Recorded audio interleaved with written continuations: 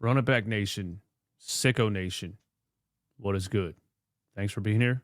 Give me 1 billion likes on this video. 1 billion. That's the goal for today, okay? If you give me 1 billion likes, you'll have good luck for 7 days. Listen, I can say this with absolute certainty, okay? That the Philadelphia 76ers are going to convert Ricky Council's contract to a standard NBA contract before the playoffs start. We're going to talk about that. We're going to talk about seeding one more time. And we're going to talk about the Sixers' most probable lineups for the playoffs, and then what I think the most effective lineups would be, even though it probably won't happen. That's what we're talking about, okay? So step number 1. We're back! We're back with the NBA standings, but I have it this time, okay? 4th time's a charm. I've been getting roasted in the comments for a week straight because every time I do this, I say at least one thing wrong. But give me a fucking break. It is a little bit confusing. But here, look, okay? We got it now, okay? Orlando and Indiana are tied for the 5th seed right now. Sixers sitting there in the 7th seed in the play-in tournament, okay?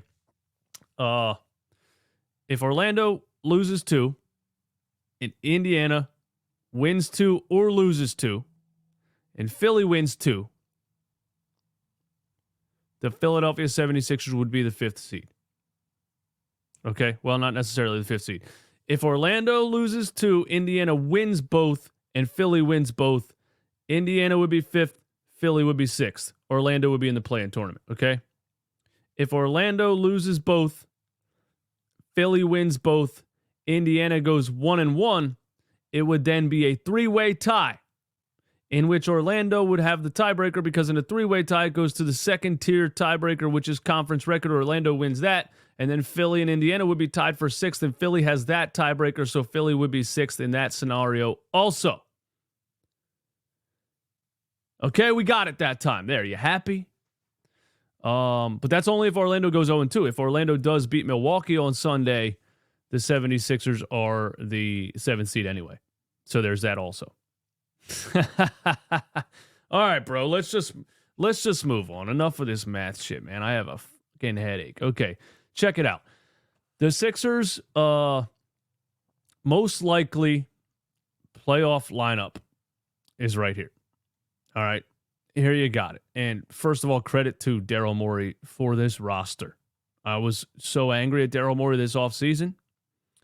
And he said, don't worry about the roster in July. Look at it before the season starts. Season started, and we were like, nothing happened, bro. And then he had to, trade James Harden at the last minute once he realized that Tyrese Maxey is a god. But he already knew Tyrese Maxey was a god. But anyway, at the trade deadline, he did cook up. Okay, I got to give Daryl Morey credit for that. This bench right here is the most skilled combo, just bench that I've seen on a Sixers team in a long time. There's multiple guys off of this bench that have multiple skills on the court and can give you 20. I mean, Oubre, Buddy, if he gets hot. D-Melt can give you 15 or 20 if he's having a good game. Cameron Payne, we've seen him get hot. So this is the best bench the Sixers have had in a long time. Here's the most likely playoff rotation. Kyle Lowry, Tyrese Maxey, Nicholas Batum, Tobias Harris, Joel Embiid, Cameron Payne, DeAnthony Melton, Buddy Hield, Kelly Oubre, Paul Reed. And somebody in my Instagram comments said we're not going to play a 10-man rotation in the playoffs. And I was like, 10, bro? I could see Nick Nurse going 12 if, depending on matchups and depending on how guys are playing, because not pictured here is also KJ Martin, who's been a phenomenal defender, in the last couple of weeks, and rebounder and just hustle guy, and Nurse has been using him perfectly, I think. So he could get minutes in certain matchups and depending on how guys are playing. Who else? Robert Covington, possibly coming back from knee injury. I don't know if he's ever coming back. But don't forget about our guy, Ricky Council IV, because this, with politics aside, is my edited version of the Sixers' potential playoff lineups. And this is the most effective lineup that could possibly be run on the Philadelphia 76ers team. You got Kyle Lowry, Tyrese Maxey, Kelly Oubre in the starting lineup in that perfect small forward slot. Nicholas Batum being the perfect Robin to Joel Embiid's Batman as far as the power forward and center position are concerned. Joel Embiid, of course. Cameron Payne, DeAnthony Melton, Buddy Hield, Ricky Council the fourth, and Paul Reed. Tobias Harris, China.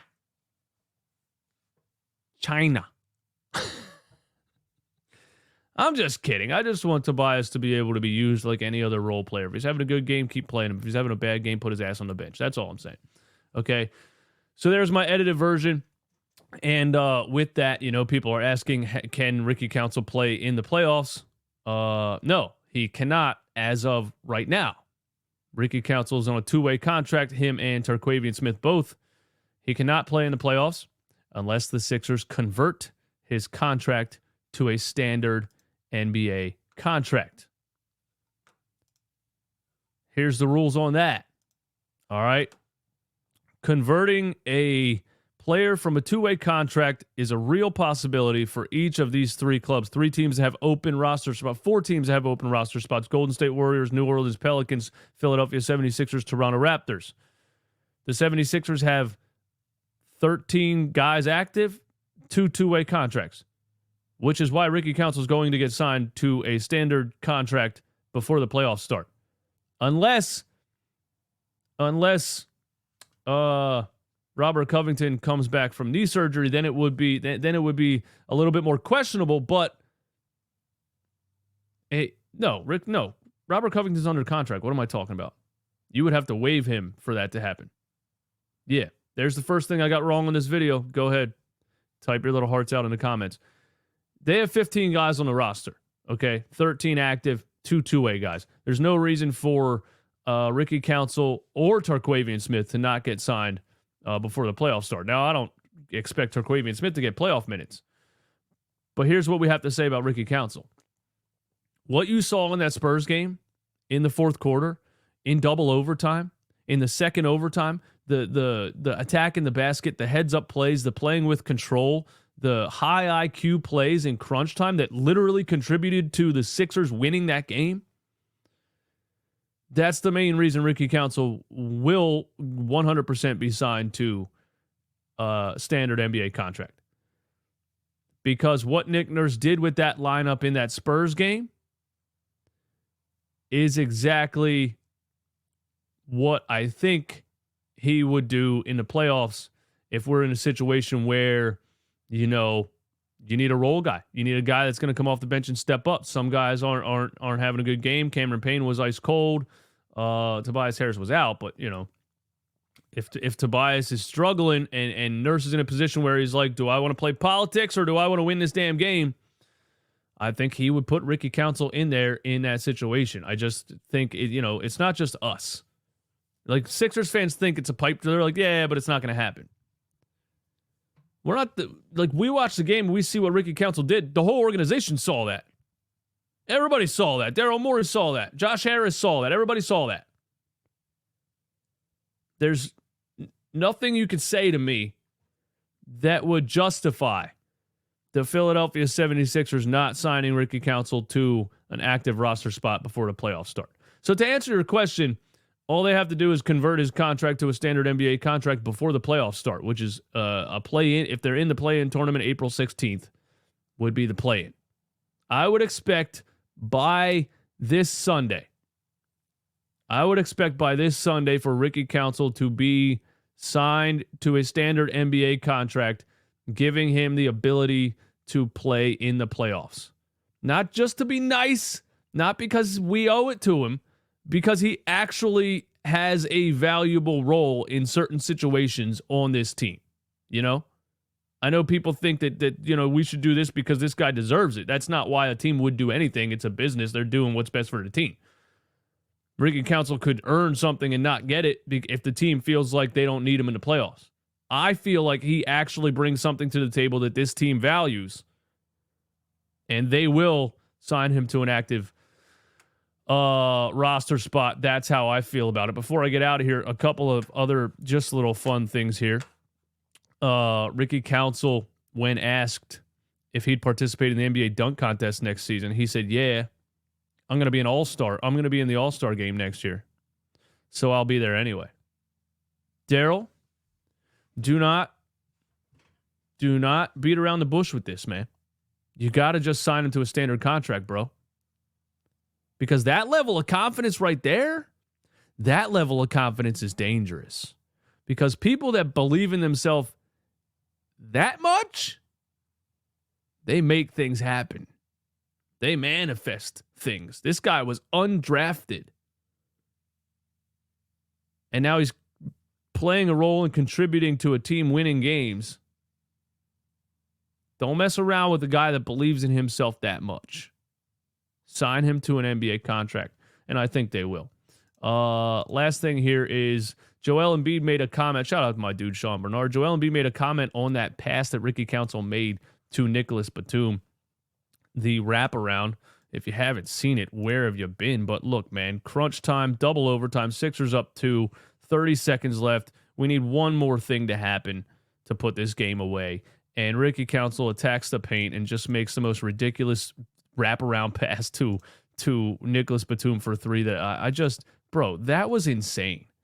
That was just insane. That was just absolutely insane. If not for nothing, dude, how does he make this? How does he make that pass, bro?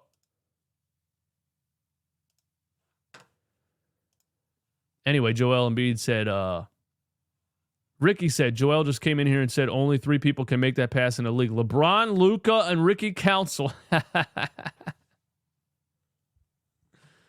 Might be a few other guys, but it was crazy. And, yeah, you need to sign him to a standard contract. Sign Ricky Council. Sixers Magic tonight. Watch with us on Playback TV, playback.tv/runitbackphilly. You know the drill, baby. Post-game live after that. We'll be right here. We ain't going nowhere. I'm out.